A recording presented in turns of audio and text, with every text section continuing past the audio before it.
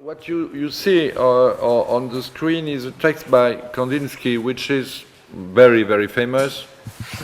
Very famous text. Why do I present this text before going back to Hamilton? Because it is a legendary text, and it tells how, in which conditions, in which situation Kandinsky had the revelation of abstraction, that a tableau could be none without figure, could exist by itself without any figure inside, or a figure you can detect. It's experience of seeing a painting, a picture by Monet, a stack, haystack. A haystack, you know that Monet painted series, and one of these series is of haystacks. Now, some other series, and he saw one of these paintings, and he saw it upside down, and he could not recognize anymore the stack. And you see what he says. He says that it's floating. This is the key word. Ah, shit, excuse me. Ah, no, shit. So forget it. What you had on the screen was not the quotation I was talking about. It's another one. It's the next one. So I'm talking about a tale by Kandinsky, but you don't have the text. You will find it everywhere. It's very famous. And so, but the story is what I said. He saw a haystack by Monet, and it's upside down, and so on and so on. Okay, so then the next quotation is even more interesting for us, and it is that one. C'est bien celle-ci alors, hein? So it is that one.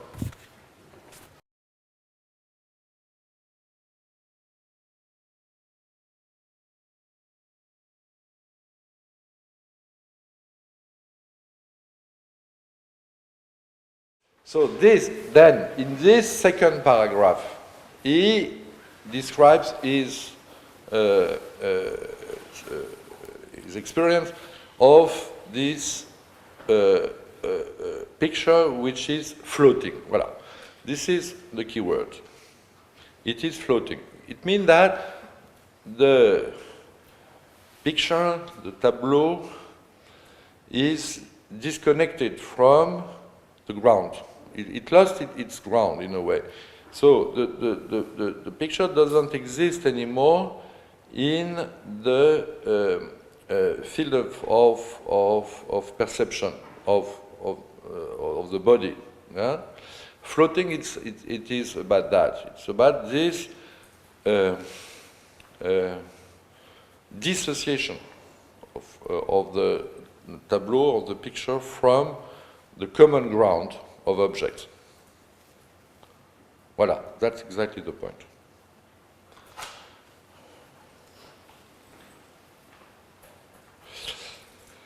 And that's what this idea of floating is about.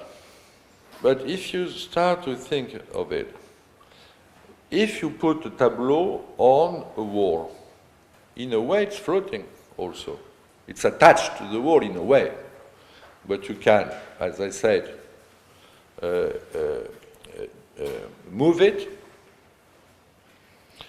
and it's not on the floor, it's on the wall, and it's at the height of your side, and in a way you can feel it as floating already. So, but this sensation will be intensified in a way if the picture is, or the tableau is in a way disconnected from the wall and disconnected from and emptied of any object which you can relate to your environment. So in a way, this sensation of something floating is already in,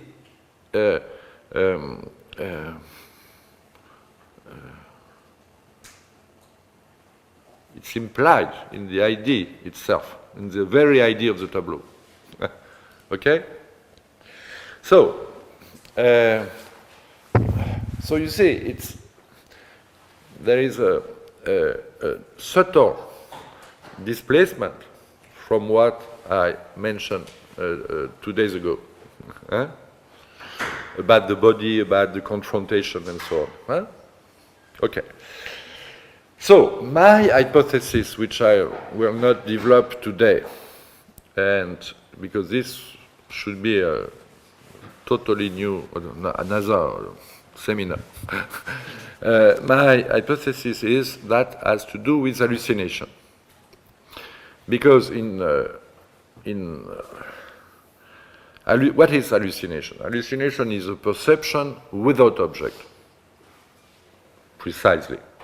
It means without any actual object. Without an object, you can, without an object which would exist really in your actual environment. That's what hallucination is about. The definition of hallucination is une perception sans objet. This definition was given in the early 19th century.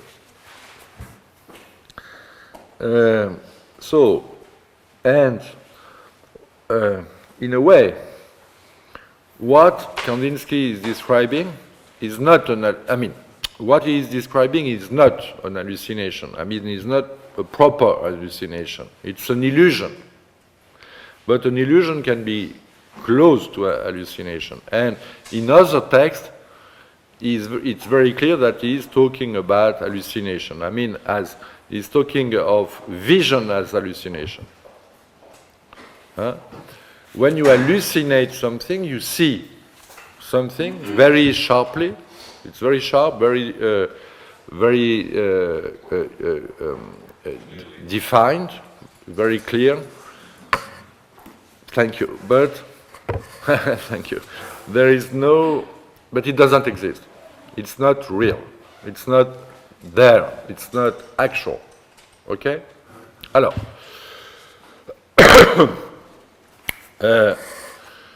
And there is a very famous text, not famous, there is a text by Flaubert, a letter in 1866, where he describes exactly that experience of hallucination, because he had hallucinations. But he was also a writer, and using his imagination. And he makes the comparison between hallucination and imagination, the imagination of an artist. And he said that they are very close and different. They are very close, of course, for obvious reasons, and they are different because on one side, in hallucination, you suffer, and on the other side, you have a feeling of pleasure and plenitude. But I don't develop these elements. Let's just consider this idea of composition as it is there, because I never found any text presenting composition with such a fervor. How you would say that, fervor? Fervor. Yes, it's the same word, fervor. Okay? That's the key thing. He has a, So, you have to get it. It may come from Swedenborg, it may come from psychiatry, everything you want.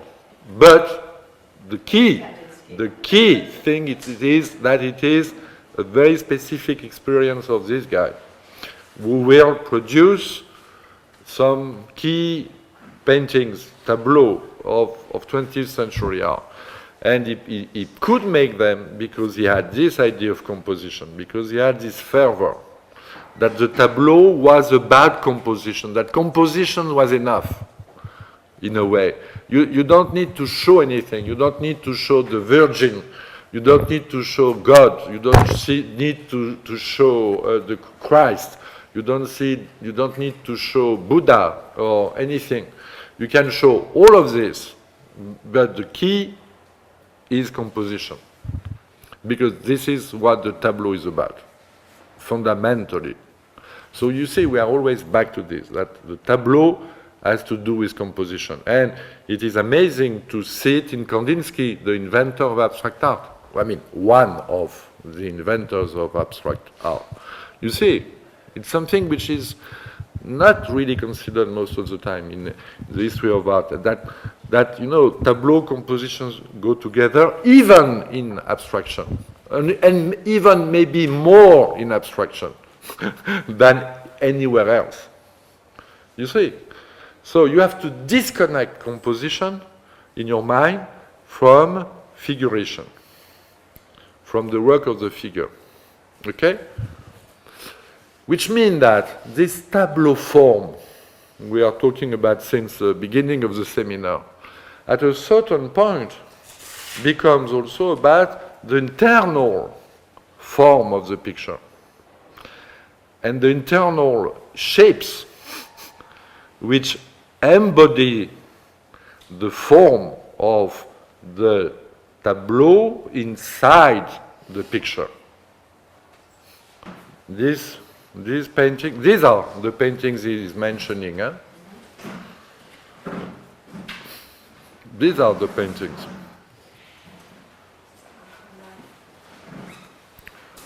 And this is a sketch for composition too. Alors, we could go endlessly about this idea in Kandinsky of the sketch and the composition. The esquisse, yes, it's a sketch for composition. It's a sketch for composition too, but a sketch which is 1 meter high and 1 meter 30 centimeters large. So it's a serious sketch, huh? And that's a very important point, that Kandinsky will play all the time on this in between, you know, space, you know, on this space in between composition and sketch. Right? So it should be developed, but it is really central. Okay, but so the next, we are, and it's in itself, I think, fascinating. We are in the eastern part of Europe, if we are in Europe. If you are still in Europe, because where are we? We are between Russia, Germany, you know, we are, I mean... this is 1909, 1910. And this was 1907, and this is 1903. So 1903, 1907, 1909. And Kandinsky is a very cultivated artist, one of the most cultivated artists in the century, for sure. And he's speaking French, German, Russian. I mean, like most Russian, he's speaking at least 4 or 5 languages. But he's also very involved in this culture of, I mean, we say Russian culture, but what we put under this idea of Russia is diversity, and he's interested in this diversity. But if I was mentioning this a part of Europe, it's because still now, I think the history of modern art is not really stressing enough on the importance of Central and Eastern and Europe and Russia. We are still undervaluing what was going there. And I would like to mention to you a painter who is totally Russian and Polish.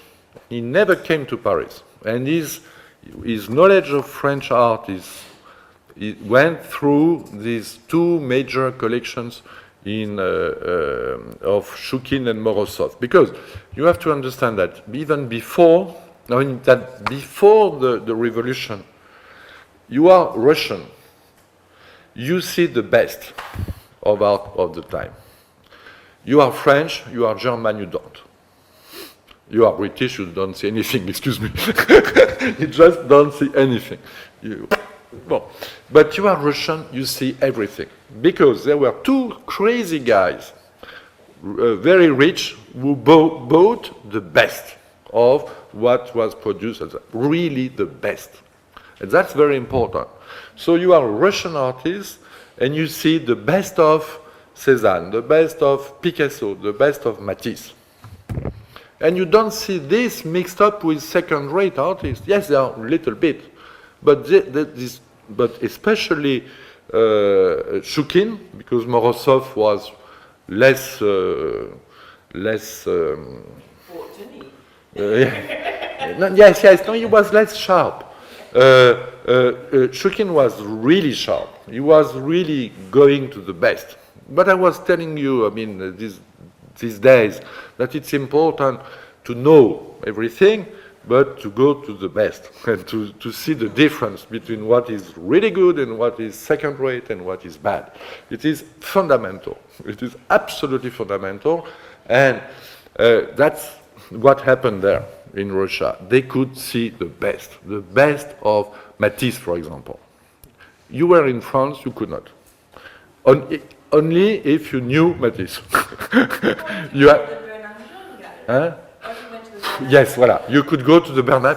So you had to go to Bernheim and you could see the last production of Matisse. But you could not have a view of his evolution on 7-8 years.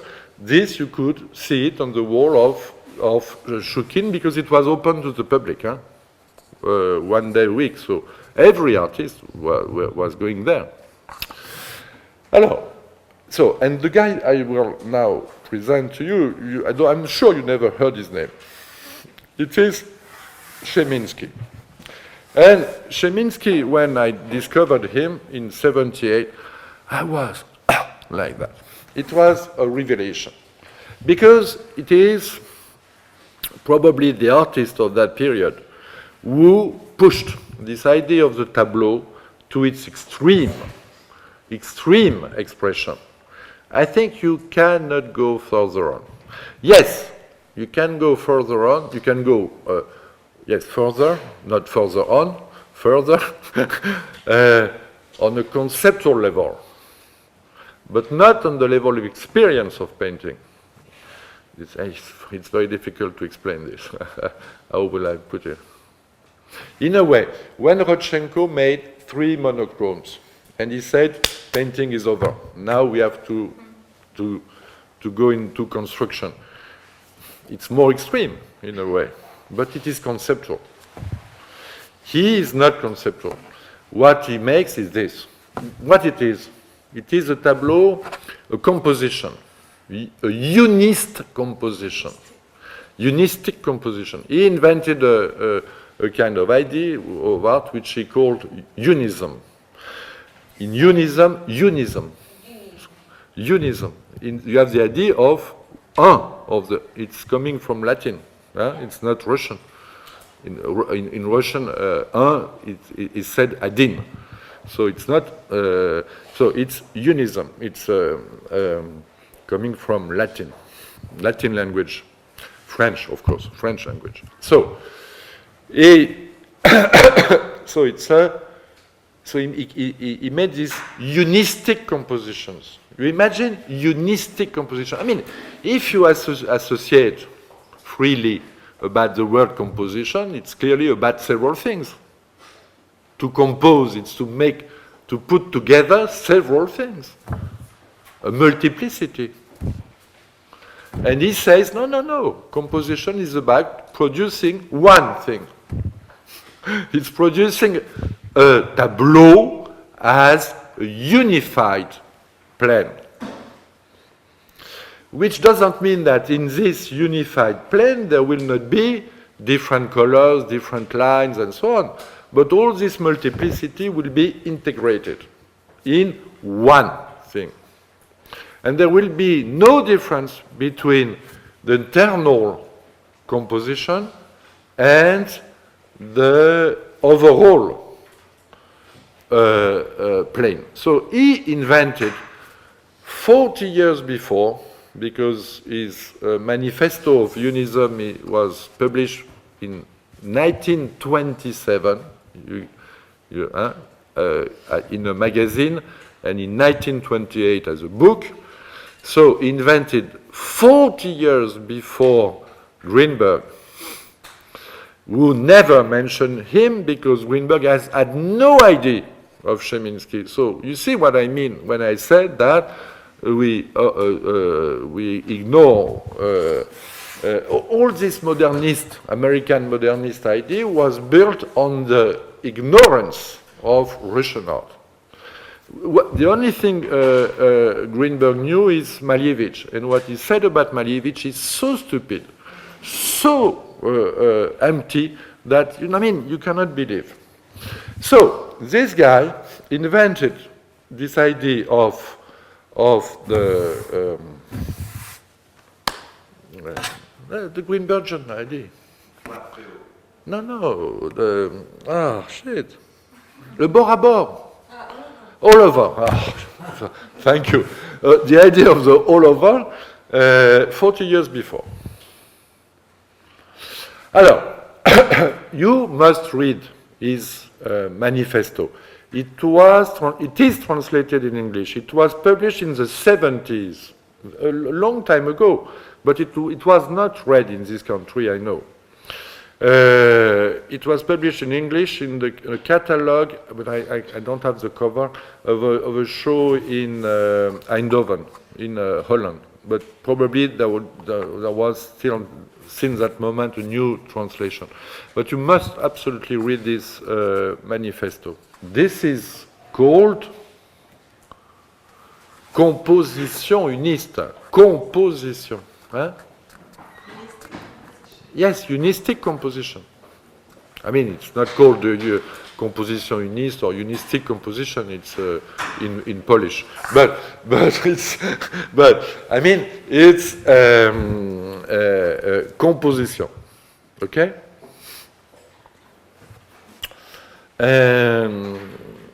So that is the first reason. I wanted to show you this very simply with these two examples, but I could multiply them. Huh? But they are probably fundamental. And second, to alert you, yes, about the importance of what happened in Russia and Central Europe at this moment, and that it is enormous. There are really two centers of art in the beginning of the century, Paris and Moscow. Much more than Berlin. Much of Vienna. When people tell you that Vienna was important, it's a joke. Yes, there was a center, but it's a joke if you compare with Paris and Moscow. But the level of creation in poetry, painting, everything in Moscow is just fantastic. And there you have also this concentration I was talking about yesterday. And you have a very specific point. I just tell you this because it's so important for young people to be able to use this now. There was something very specific in this Russian culture, which didn't exist in French culture, which is the importance of women. It is the only moment in the avant-garde where the women artists were as important as the men. It is something very specific, and it didn't come from the revolution. It started before, but of course the revolution helped. It didn't last, for sure, because with the socialist realism, the women went back to the kitchen. But that when at this moment of the avant-garde, of the what is called the formalist avant-garde, you had this possibility, this amazing possibility for women to be equal to the men in their creative activity. And it is unique. It is a high level of civilization. Because this matter of men and women is fundamental in the evolution of civilization. Barbarity is always there when women and men are not equal, which means that most of art is barbaric. No, you have to be very clear on this thing. There is no discussion about such important things.